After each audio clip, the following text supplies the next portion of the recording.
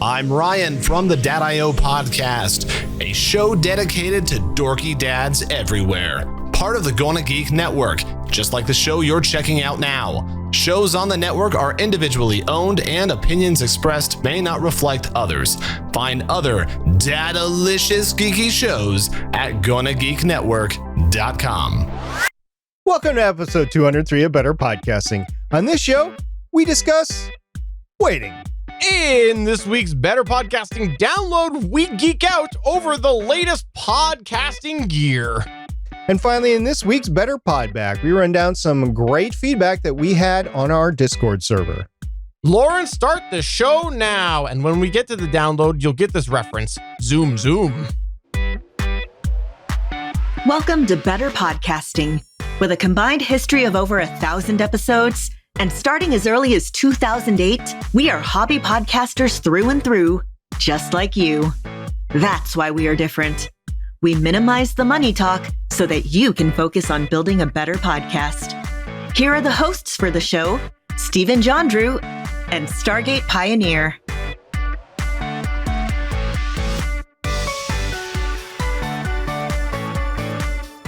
Welcome to a new episode of Better Podcasting. I am Stephen Jondrew, and I am pleased to say that SP is here again this week.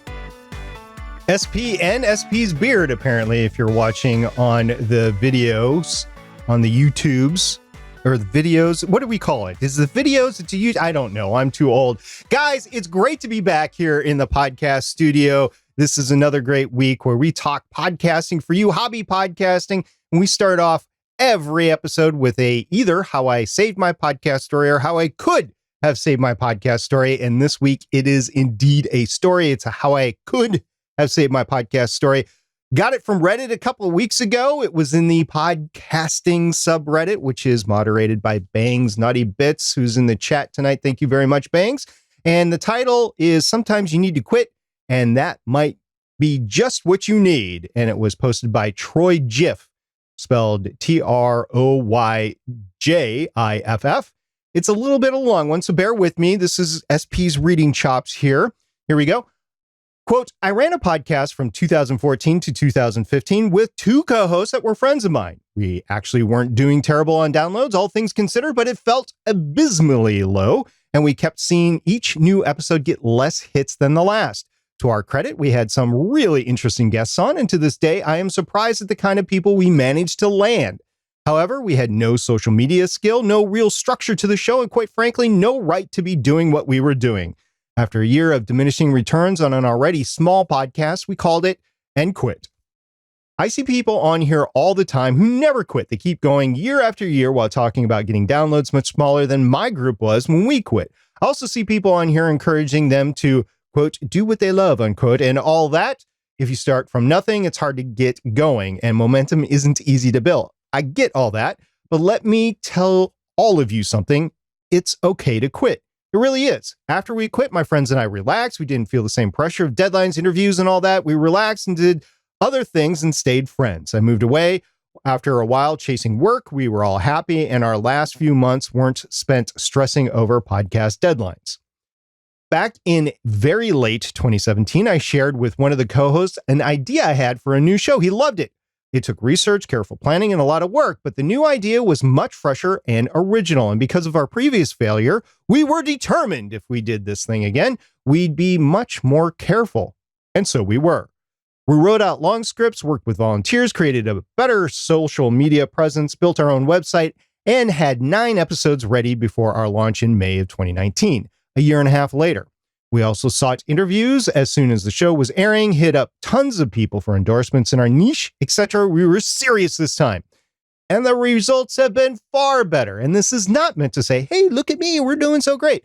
I really do not mean to do that. What I mean to say is, if we had not quit the first time, we wouldn't have done this right the second time. And things are going so much better, which makes a lot more fun. We get the kind of hits in one day that used to be a good month. And we've only been at it for 4 months or so. If this is self-congratulatory, I really more mean it to be encouraging. Failure is okay. Walt Disney's first business didn't last. So many authors' first book is rejected. Thomas Edison's first light bulb design was a bust. Some of you need to quit and recharge, do something new, go on a vacation, or just enjoy being friends. And who knows, maybe the next time will be so much better, or maybe it won't. Or maybe there's something else calling you up and you're so stuck on podcasting that you can't hear the phone. And I know some of you are just doing it for fun, and that's fine, but it's possible that the podcast you're doing now is holding you back from something far greater if you just gave yourself a break and a chance to try it again.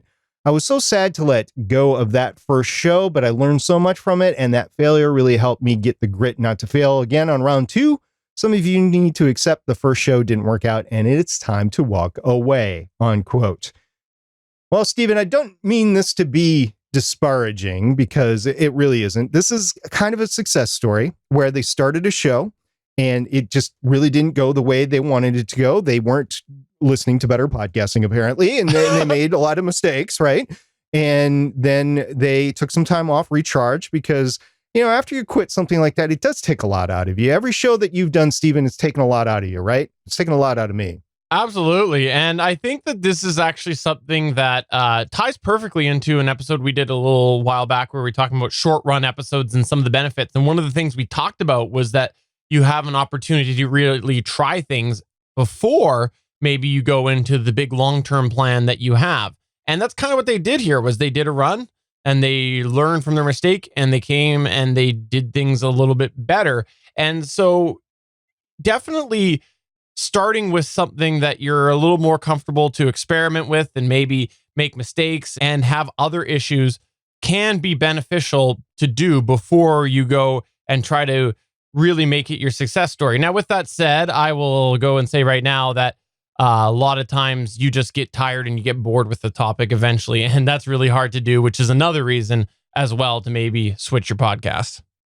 I would say collectively between the two of us, every podcast that we've done has gotten better. The ones that we've started after other ones have gone by the wayside.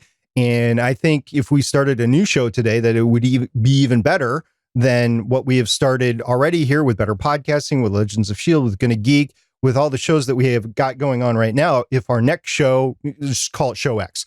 If we started a show X, or I started a show Y and you started a show X, or you know, whatever, those next shows would be better than what we got going on right now. And it's just the learning process. And it's also the evolution of the industry, because the industry continues to evolve. Your ability to do things which you couldn't do before or as easily before now get easier as you go ahead. So with that, I do agree with this, but I also agree that persistence and consistency also builds your ability to make a better podcast. So the same podcast can improve just as much as taking a break, starting a new show, and going from there. I don't really advocate starting a new show unless the topic that you're podcasting on, like you said, you're tired of, or you've run it to ground, or you've thought of an even better topic that excites you even more, or stuff like that. So yeah, all sorts of good stuff. But I guess this just gets into, it's okay if you want to quit or step aside and do yourself and your audience a favor and take that break and then come back recharged and have a better go at it. And really, you know, take all the advice that you've heard on Better Podcasting and make yourself a better show. If you have a How I Save My Podcast story, make sure you send it to us to podcast@betterpodcasting.com. You can come over to our Discord server at betterpodcasting.com/Discord or tweet us at betterpod, but make it fast because maybe SP and I will end this show and come back with even better podcasting.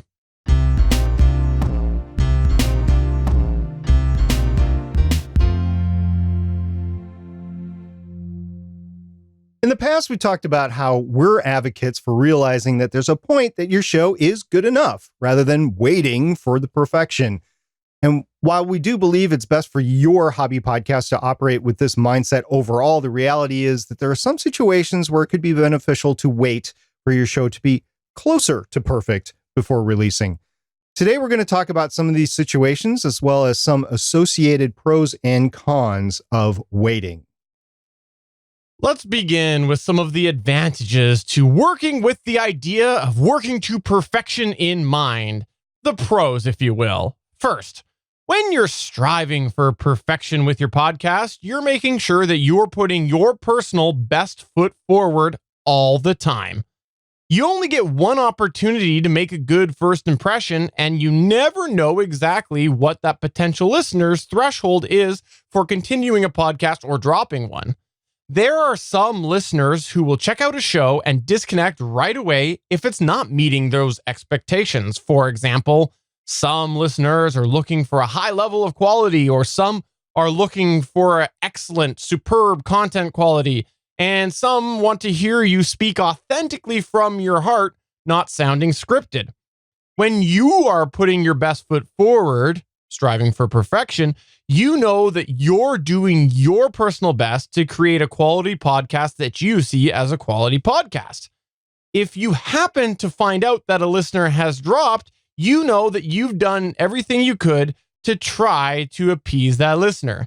This is an important consideration because if you're not doing your best, you might be wondering, well, would I have retained those listeners if I had tried? And regret can be a very hard thing for you to manage. It's hard to live with regret, knowing that you could have done a little bit more to help make your podcast better. The second thing that we want to highlight right now is setting the bar high for yourself. It can be very beneficial to set yourself goals. We've talked about it before, whether it's for your personal development, the podcast development, or the development of the people you podcast with. Setting goals helps you improve yourself and your show. When you strive for perfection, you make the goal of improvement even more challenging.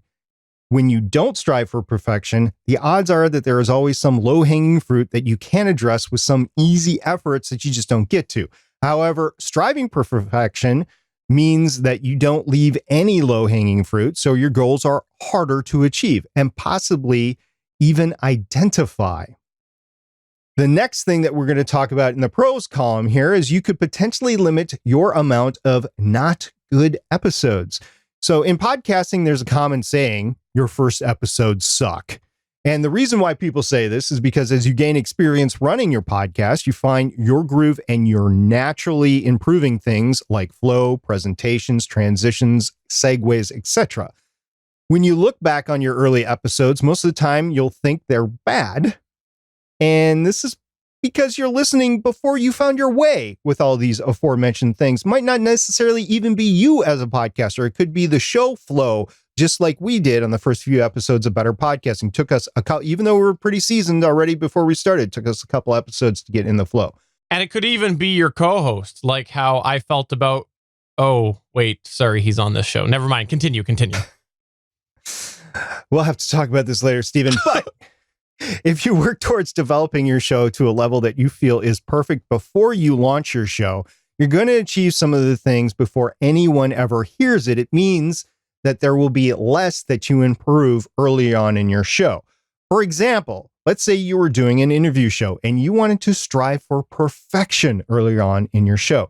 You could work with coaches, you could take lessons, and you could do some interviewing even for another broadcast, or practice interviewing for months or years before launching until you felt you were ready to launch your show.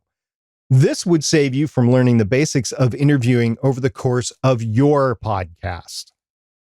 And this, of course, means that your first episode, you're going to have a lot more experience, and thus the presentation will be stronger than if you were learning as you went and developed your podcast. Another benefit to releasing your podcast to perfection is that you have the opportunity to really practice and figure out all of the small nuances of podcasting. When you're working towards releasing a podcast that's just perfect, you're likely going to find there's a lot that you leave behind as you edit the show or create the show. Sometimes, as you're recording your show, you might find there's a part that you need to say over and over just to get that delivery perfect. Or other times, you'll spend days editing, trying to take out every little and little artifact from the recording. Other times, you'll find that you're going to have to perfectly match a recording days after you originally recorded your show. Because as you're editing, you might hear a way that you delivered something and say, I could say that a little bit better to make a bigger impact. And so then you'll want to go and re-record that if you're striving for perfection. No matter what it is, all of these are examples on how you're going to get to know all the little nuances of podcasting if you are releasing to perfection. So moving on to the con side of things with the waiting for introducing your show or publishing in episodes, there are downsides to this model. Let's start with the first one that many people are probably yelling at their podcast devices right now as they're listening to this show. It's very time consuming. If you take a look back through many of the points we highlighted of the pros, there's the common theme that there's a lot of time and possibly effort or both that will likely apply to many of the points. When you wait for perfection with the release of a show, there is a lot of extra tedious tasks and effort that goes into your show. It can be very tedious to get the episode just perfect before releasing. And sometimes you're re-recording lines over and over. Other times you're scrapping and re-recording entire episodes. Sometimes you're editing once, twice, 3 times the show over just to get it perfect. In any case, you're bound to put more time in your show than you need, objectively speaking, here at Better Podcasting. One thing that is easily overlooked is the emotional aspect of it. And this is divided into 2 areas, exhaustion and deflation. Stephen, why don't you begin with the exhaustion? Sure. It can be very exhausting to work with perfection in mind. This goes well beyond, though, the effort that we just mentioned. Because of the extreme effort that you're putting into your show, you're likely going to find that you're working nonstop, which heightens your chances of burnout. So you might be able to get used to all of the little effort and the nuances of that. But the fact that you're probably pushing yourself towards burnout can be a challenge when you are trying to strive for perfection, especially when you find yourself so fixated on trying to make your podcast perfect that you get your blinders on and maybe you realize that you're not even enjoying podcasting anymore. When you have that realization, that can be really trying for you, and sometimes you can't come back from that. It's hard when you're burning the candles at both ends so long.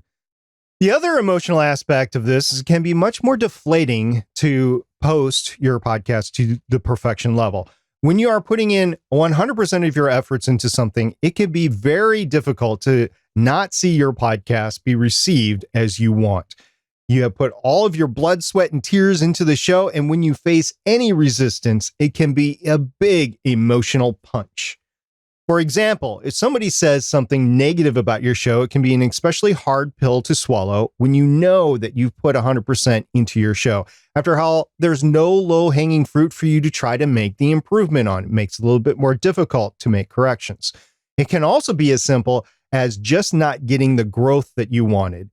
It's hard not having listeners check out your show, but it's even harder when you've done every little single thing to help make the show the best it can be. So it can be very demoralizing. Another con is that you can become way too fixated on something which negatively impacts your show in other areas. For example, maybe you're thinking about starting a podcast, but you're like, I got to make this just perfect before I release it. So you try things, you do the methods that we've talked about, doing a practice show, and then you're like, I don't like that. Let me try another practice show. So you get it just right, just perfect, to which you're ready to sit down and record your first episode, and you go, I'm not really that passionate about this topic anymore. So then you're like, okay, I got a new topic. Let's move on to that new topic. So you do the process again. Next thing you know, it's been months or years since you first wanted to launch a podcast and you're still making excuses for it. If you're waiting to launch with perfection in mind, you might never end up actually doing it. Alternatively, you might find yourself just trying to edit your podcast perfect, where you end up releasing it so rarely that you can't get any traction with your listenership. Maybe your releases are irregular, or maybe there's just such a large gap in between that people aren't sticking around. Again, another example how maybe you're too fixated on perfection that it's negatively impacting your show elsewise. So in summary, there are situations where you want to strive for perfection. And there are situations where you should realize that it is good enough to release your episode or your show. You have to decide what's best for you and for your show, but we truly think that striving for perfection does more harm than good. We aren't saying that you should put out a bad show, but we are saying that trying to be perfect can sometimes cause you to halt progress with your show. Besides, there's an important question to ask. What is perfect? This is the Better Podcasting Download. So today I'm working away as I do in the day because I'm a hobby podcaster and I have a day job. I'm not one of those procasters. So wait a minute. You're working on a job that's not your podcast? Exactly. I know. It's crazy. Wow. If I really wanted to strive for perfection, I would quit my day job just to work on my hobby podcast, right? I thought you were podcasting about podcasting and you were making a living at it. No, that's not true. We literally say in the intro that we're hobby podcasters. We literally say that. I should listen to that. Yeah, once you in a while. probably should. Okay. But anyways, I'm working away, and what comes into my cell phone? It comes a message from SP. Now, I don't know what it was, what made me think I should look at that, because usually I see a message from SP and I just throw my phone off and I just ignore it. That's usually the reaction I do notice you because I see you responding to other chats and you're not responding to me. So I know you're ignoring me. Exactly. So for some reason, I thought, you know what? I'm going to look at this message from Stargate Pioneer. And I'm glad that I did, because he told me that there was a new piece of gear out and it came from the company we've mentioned a few different times, Zoom. So tell me all about this Zoom product that was just announced today on Wednesday, October 16th, 2019. Yeah, Zoom announced the LiveTrack L8, which is the newest in their LiveTrack version. Steven's using a L12 in his studio setup. He's done a review of the L20. This is the L8, which is kind of a cross between the Zoom H6 with 6 total XLR inputs and the Zoom L12, which Steven has used and reviewed extensively before. And the unfortunate part about it, which we heard from Bang's Naughty Bits, and I'll give credit to Bang's Naughty Bits here because I did not look at the actual preamps. They're more of the variety of the Zoom H6 and not of the variety of the Zoom L12, which means they're a little bit weaker, which means they might not work great in the studio with all microphones. You might need to add a little extra preamp to them. Unlike the Rodecaster Pro, they don't have the oral exciter or anything like that. It is just a straight recorder, just like the L12 is, except for it's got the preamps of the H6. So here's what it does have. It has 6 XLR inputs. These are not like the 4 inputs that are on the Zoom H6, and then you add 2 with the capsule that you can't throw phantom power to. These are a total of 6 inputs, which are a combo XLR and the 1/4-inch jack. It does have 4 separate headphones out, which is great. It is able to record both on the SD card and USB simultaneously. I think it can only record 4 channels multi-track through the USB, but I'll have to look into that. It does come with 16 preloaded sounds. It does only have a 6-point soundboard. You can use those 13 preloaded sounds, or you can add your own. You can record it directly to the device, or you can record it through an SD card. It does have the possibility of adding a TRRS cable, and that is the link through channel 7 and 8. You can save 7 total scenes, and Steven can talk more about this extensively because he uses different scenes with the Zoom L12, but it's basically the setup of the board. You can set your board up, you can save it as a scene, and then you can go to another show and set up another scene, and then you can go back to the first scene when you're doing the first podcast. So you can go back and forth as much as you want with a total of 7 scenes. This is the thing that I like. I like this over the Rodecaster Pro. It is portable, just like the Zoom H6. You can power it through 4 AAA batteries. You can power it through like an external power pack connected via USB, or there is an AC adapter. This is what another thing that it has over the Rodecaster Pro is, remember those 4 headphones out? It has 3 custom monitor mixes, which means you can do 3 mix minuses without having to jury rig anything up. And as Steven can tell you, using the Rodecaster Pro, that is difficult to do, right, Steven?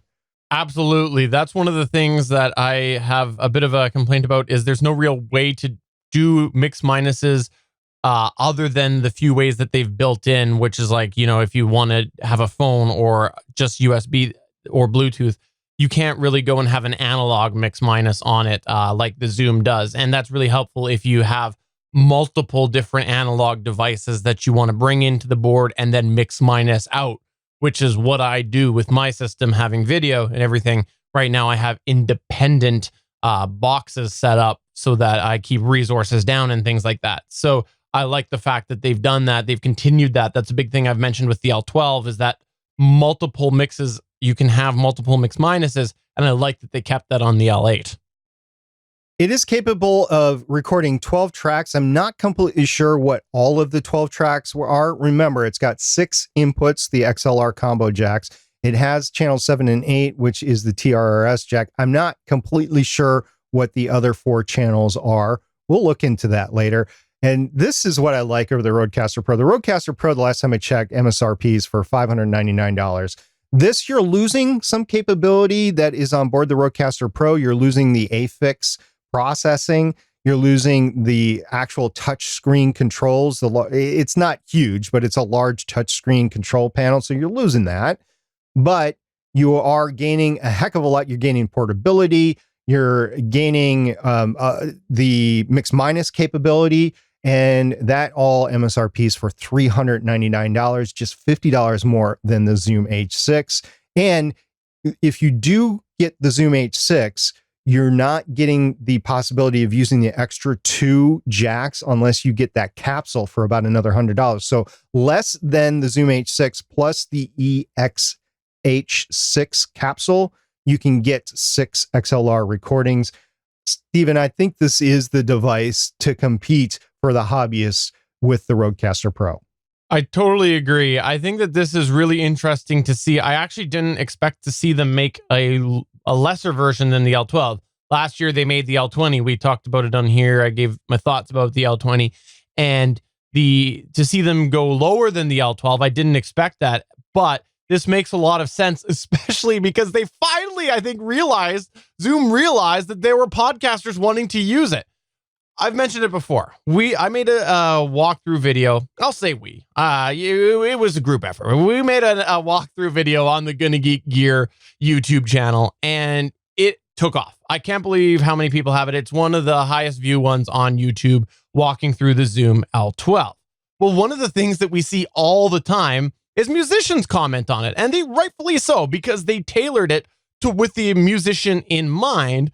But then us podcasters went, wow, we can use it too. Then they made the L20, again, tailored towards musicians. Well, they have not gone that way with the L8. In fact, if you go to the L8 website, which we will put a link in the document, they specifically call out podcasters. And yeah, they did the thing where they got a, quote, famous podcaster. They got Ming Chen from Smodcast. He's one of the comic book men, if you remember that show when it was on. And yeah, we interviewed him on Legends of S.H.I.E.L.D., actually. Oh, yeah. Okay. So if you remember him from Legends of S.H.I.E.L.D., where you remember him from, of course. So Ming Chen is a big advocate on this here. But putting Ming Chen aside, sorry, Ming Chen, there's actually right at the top, right when you go to the page, they specifically divide it between musicians and podcasters. So they are recognizing that their L line has the potential for both. And I think the biggest indicator that they finally realized the podcast market is the fact that they've put those 6 sounds into this. The L12, the L20 has no built-in functions for playing back custom sounds or anything like that. And as we all know from when the Rodecaster Pro debuted, that was a big thing that a lot of podcasters like. And I think that it's definitely a good addition to this if you're wanting to use this for podcasting. The other thing that I want to highlight right here as well is the fact that this L8 continues, from what it indicates online, I haven't verified this, but from what it indicates online, continues to offer the simultaneous recording to the SD card and output to the USB of multi-track that the L12 and the L20 have had. Back when the Rodecaster Pro came out, a lot of people went, hey, it's too difficult to do that. That's the reason that they only have, things go in one direction. You can't do that. And there was all sorts of excuses and things like that. Well, the L12 had been out for a long time, very easily doing that. So I'm glad to see they continued that, because as you get into these inexpensive mixers, a lot of times the companies have been stripping down that USB functionality. So it's nice to see they kept that with the L8. So going back to the soundboard, the onboard soundboard, Stephen, how many sound cards does the Rodecaster Pro have? It has 2 more than the L8. The L8 has 6. The Rodecaster Pro has 8. So for a couple of shows I do, I can get by with just the 6 cards, but most of my shows I need more than that. I'm looking at the board for Legends of S.H.I.E.L.D. right now, and I have, I don't know, it's like 20 or 24 or something like that I have populated. Do I use them all in every show? No, but I have them available if they come up, and it makes it easier to prep for the show and just go. And I like that. So only having 6 available would be constraining. However, this is a very portable device. I'm betting just by seeing it on the video that it is a lot smaller than the Rodecaster Pro. Plus, you can use it with batteries, which is great. I was at Star Wars Celebration, and the people that I was with brought a Rodecaster Pro with them, and I was excited to actually see it in use. And the problem that they had was they had to go somewhere where they could plug it in. They couldn't just go to any empty room and just start recording, because not all conference rooms have power outlets that are actually available for use, believe it or not. So it was an issue that they had to overcome. But with this, you could literally record anywhere. You could go into some storage room that has no outlets whatsoever and record. I mean, it is great. You could be out on the conference floor, like in the middle of Star Wars Celebration. You could plop that thing down on the floor. You could sit down and you could record right there. So that is great things that you could do with this that you can't necessarily do with the Rodecaster Pro, just because it's bigger and it requires power. So this is just an example of the two. I know there's going to be a camp that is for the Rodecaster Pro. There's going to be a camp that's for the Zoom LiveTrack L8. And there are differences between the two. Neither are perfect, but they both have uses. I looked up the specs while you were talking there after you mentioned that. The Rodecaster Pro, this is all millimeters because this is what the company is specified in, is 350 millimeters long by 275 millimeters wide by 82 millimeters high. The L8 is 268 millimeters wide, so shorter, 282 millimeters deep, so a little deeper, and 74 millimeters high, so a little less high. So it looks like it's a little bit smaller in general, smaller footprint than the Rodecaster Pro. Okay. Well, if I was starting again today, this would probably be the device that I get. I mean, I use a mixer in combination with the H6 right now, and I would keep most of my inputs. So I would need more inputs than the Zoom L8, but I didn't start out like that. If I was starting out again, I would definitely go with the L8 versus the Rodecaster Pro, just on price alone. Talking $399 versus $599. That's a $200 MSRP difference. I have no idea about the sale prices of each unit because the Rodecaster Pro has been out for a year. They might see the competition, and this might actually cause them to lower the price for the Rodecaster Pro, which, if you're interested in it, could be a good thing, right? And we also know we interviewed a couple of companies earlier this year. We've already seen some new devices from Focusrite. We haven't seen anything like this. But we also have Mackie coming out. They had the V3 version of their stuff that came out. I mean, I'm using a V2 mixer, Mackie mixer right now. They came out with the V3. I think those companies are going to get a little bit more podcaster oriented. Now, remember, these companies need to make money, and the podcasting industry isn't exactly the same sales-wise as the music industry. So you can't blame these companies for not having more podcast specific gear out there, because just from a profitability standard, music is still going to get them more money. However, if they're looking towards the future, they want to set themselves aside and they want to make more devices like the Rodecaster Pro and the LiveTrack L8. One other thing that I want to mention right now, you touched on it, but I think it's worth mentioning, is that there is no touch screen control. I think that this is potentially something that might be a make or break for some people, because of the fact that the touchscreen almost made it a little more, I'll say a little more future-proof, because it was a little bit more software-based. We've seen Rode update the Rodecaster several times with some pretty big changes, because so much of it banked on software. They kept the physical controls to a minimum. The L8 has continued to have the physical gain knobs and some other physical buttons, which means that there's less software that can be changed. For example, if there was problems with the preamp gain settings, like for some reason they're like, well, the way that we've got it set out of the box isn't very smart, or it's causing problems. It's a physical control that cannot be adjusted, as opposed to when we saw some preamp issues in the past with the Rodecaster Pro. Rode said they enhanced the quality. They didn't say what they did, but it's just an example on how some things were a little more software control, as well, just the general navigation and whatnot. With the L8 here, it looks like we've got some sort of traditional mid, high, and low EQ settings. Again, those sort of physical knobs, which are digital. Those are digital, but they are physical knobs on there, as opposed to the Rodecaster Pro, where they basically didn't give you any control, which was a complaint for some. I need to acknowledge that. But for some, it was like, yeah, I don't need to worry about that. I push a button. How does my voice sound? How do I deliver things? And they kind of made the magic happen. So I think it's worth considering that is, I think, in my opinion, enough of a difference that there will be a fork in the road for some people. And some people, like myself, are going to go, I want the control. I'm not a person that wants you to dictate how I sound. I want the control. The zoom's more up my alley. There's other people who might go, I don't want the control. Make me sound good, or make me sound like you think I sound good. And they'll go that way. So I think that there's enough of a difference that you might see a very clear divide come up. As well, we'll see what happens with updatability and, changes going forward. I'll say right now, in my experience, I've seen more updates come out of the Rodecaster Pro than I did the L12. And I've had the L12 for a couple of years. So worth acknowledging as well, I think updatability will be something that some people might gauge.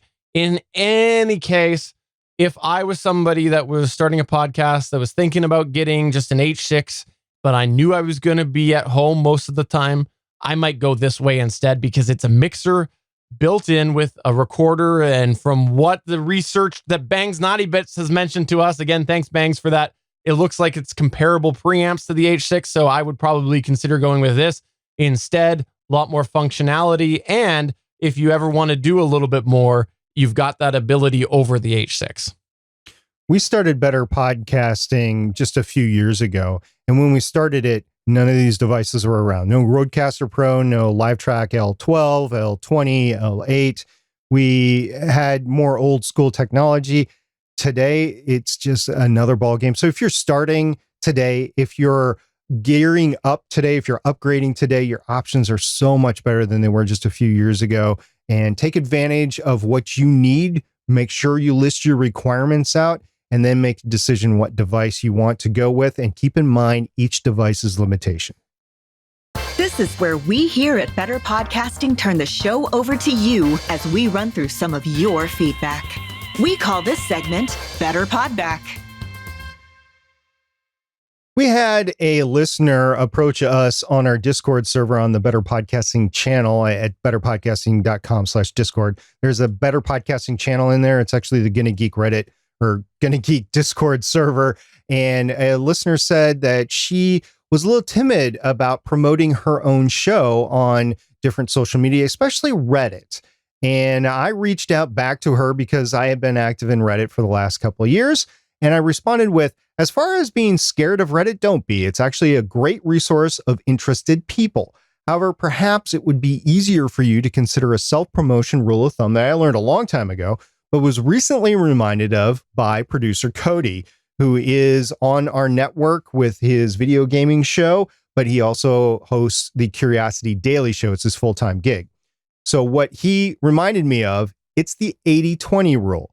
Engage without promoting at least 80% of the time and promote no more than 20% of the time. I can kind of bend that with Better Podcasting because my engagement can reference further info on an episode, but I've been trying to flat out engage more on social media while I'm there. So, Stephen, you've also experienced this as well. Yeah, I was so glad that you mentioned this. And it's something that we probably should have mentioned a few times along the way here on Better Podcasting, because really, it's not hard for people to start in their mind deeming you as a spammer if you promote yourself too much. People don't like that in general. People will start to ignore your posts, and then there you go. You've gone and you've ruined it. And I think a great example of this was when Twitter was not super cracked down on and there was all sorts of podcasters, some of them pro podcasters, just going and auto posting spam all the time. And it was unbelievable how many people I personally knew that would just go and block those people or unfollow those people because they were posting spam or posting links more than they're posting non-links.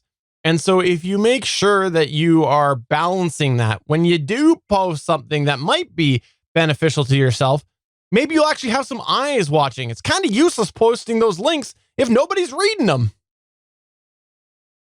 Yeah, and this question, by the way, was posted by Amanda from Up to Your Ears podcast. Her and her husband, Garrett, they just started the show. I've listened to the first 3 episodes. It's a very good podcast. So if you are interested in the fundamentals of music, and by that, I just don't mean like what's a half note, what's a quarter note, but like what makes music what it is. It's phenomenal. And you can find that at Up to Your Ears. It's the podcast name. But this engagement rule, I think, helped her phrase in her own mind what she is capable of doing in Reddit. And you should phrase what you're capable of doing it on Reddit as well.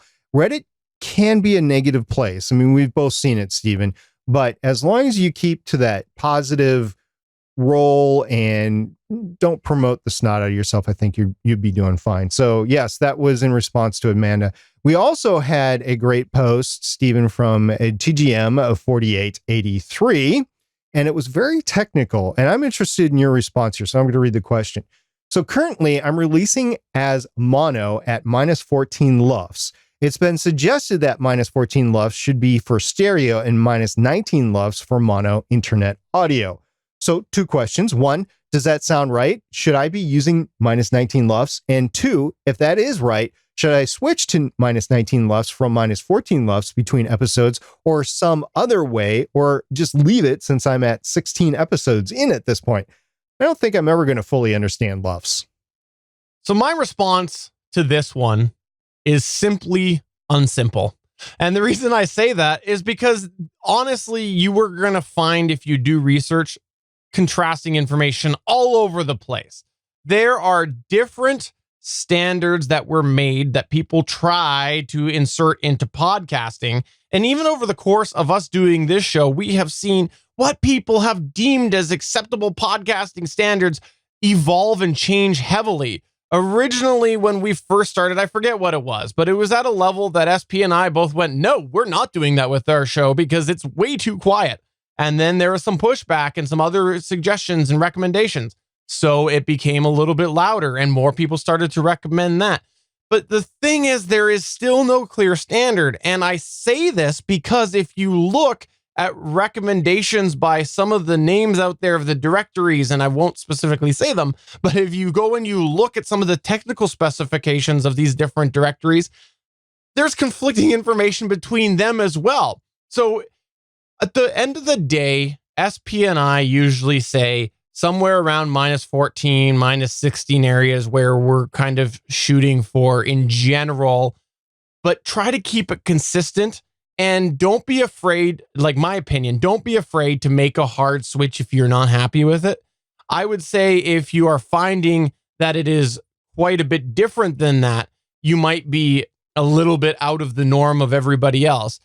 The best thing that I think that you can do is download some podcasts that you've heard from some different places, play them back to back, and then put yours in there. And if yours sounds quite a bit different than the average of the others, you're off base, in my opinion. So that's sort of my suggestion.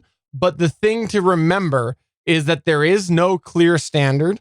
There's recommendations, but they are varying from company to company. SP, I know you're more specific on this, but for me personally, that's my take on it. Actually, I was going to get really unspecific here, and I was going to take your suggestion and basically take it to another level. So you said, download your podcast and compare it to others.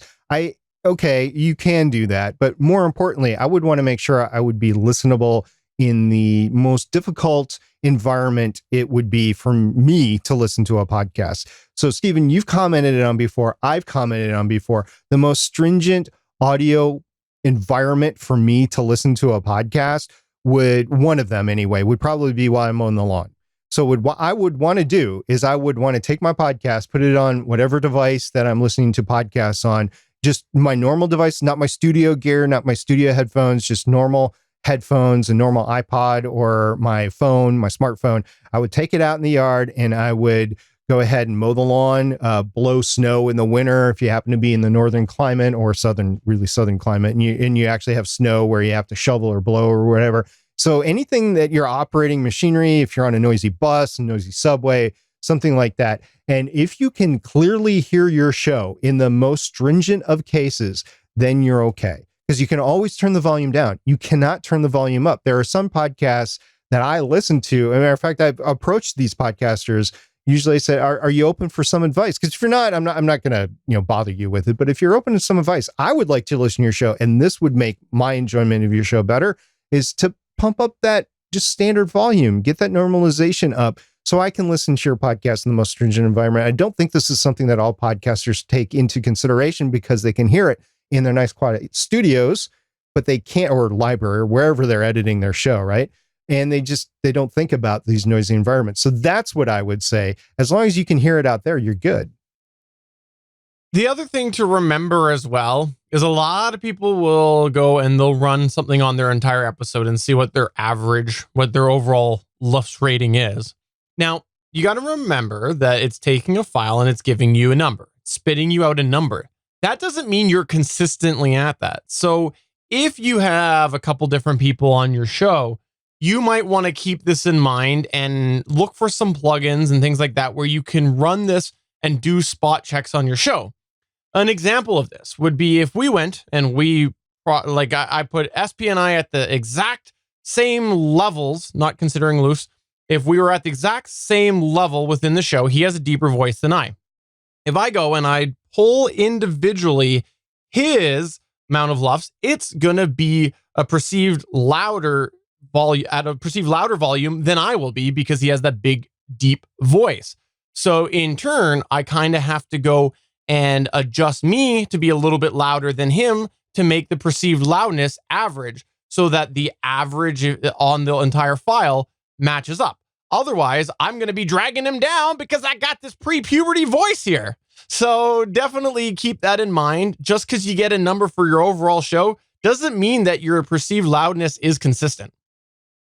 I'm going to play Me Too here. I'm going to play the Me Too card here. And I know you do this on GonnaGeek, but for Legends of S.H.I.E.L.D., I often edit 4 tracks, and all 4 tracks are at a different LUFS because Lauren speaks at a different volume than Haley, speaks at a different volume than Michelle, and they all speak at a different volume than me. So I have to individually adjust each track as I go in to make sure we're consistent in our sound when the final version is out there. So it could be one person with interviews. It could be 2 people like we are, Stephen, or it could be 8 people playing a game, a tabletop game. You have to make sure that each speaker is equal to the other speakers, and you have to vote with your ears. You can't necessarily just go with what you see in the digitals. So there you go. There's your highly complicated answer, because honestly, this is just a complete you-know-what in the world of podcasting. It's just the way that it is. If you have a question for us or you want to get in touch with us in between shows, you can go ahead and email us to podcast@betterpodcasting.com. Come over to our Discord server at betterpodcasting.com/Discord or tweet us at betterpod. We would love to hear from you and get other questions like this that we can answer. I really appreciated that question because this is something we've talked about on the show before, but it's been a very long time and it continues to be the same answer every single time. Because it's not so crazy, and I'm happy to keep coming back to it. SP, you do another show that you mentioned called Legends of S.H.I.E.L.D. podcast, but there's another one that you also do, which is really back in action with its source material. What is that one? Yeah, I'm actually really excited about this because the final season of Arrow is on, and we podcast on the show Arrow and have for the last 7 years on the Starling Tribune. This is the last 10 episodes, plus the Crisis crossover, which is in December and January this year. So the last 10 episodes of Arrow plus the crossover. We'll probably continue the show a little bit further to get Legends of Tomorrow, which is also a show that we've done every single episode on in the off season. But yeah, this is it. Arrow in the last season just started last night as we're recording this. And I will podcast about it tomorrow night. So I'm really excited to podcast about the last season of Arrow. If you want to go ahead and follow SP, he's at Stargate Pioneer on Twitter. He's always tweeting when he's streaming, so you can always come and follow him when he is. He's usually also found on the official GonnaGeek.com show, which is a weekly geek podcast. If you check us out live on Mondays, we have a chat room like we do for this show. That's Mondays at 8:45 p.m. Eastern time. We'd love to see you there, but just come over to this chat room here on Wednesdays at 8 o'clock p.m. Eastern, because we have all sorts of fun and antics in the chat rooms when we record, including tonight. There's a whole series of new products that we have brainstormed in the chat for Rode to make the naming even more confusing, as well. A few interesting ones, one from Jason Bryant with the Zoom line. So go ahead and you don't get that reference unless you were in the chat. And that's the sort of stuff you're missing out on by not coming by live. For episode number 203 of Better Podcasting, I'm Stephen Jondrew saying thanks for checking out another show. We greatly appreciate it. Make sure you send all of your love to SP at Stargate Pioneer on Twitter. And I'm SP saying thank you for tuning in. We'll see you all next week. Let us know if you have any questions. See ya. Rodecaster Pro out. Or is it the Rode Procaster? I'm confused. Bye.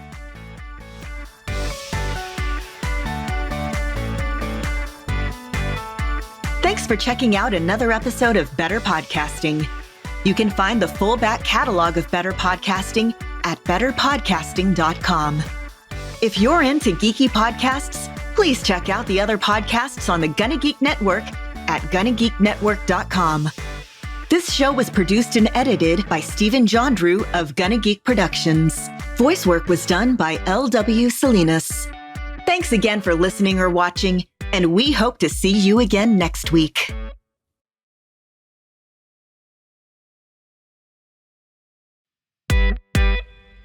You're likely going to find there's a lot that you leave behind as you edit the show or create the show.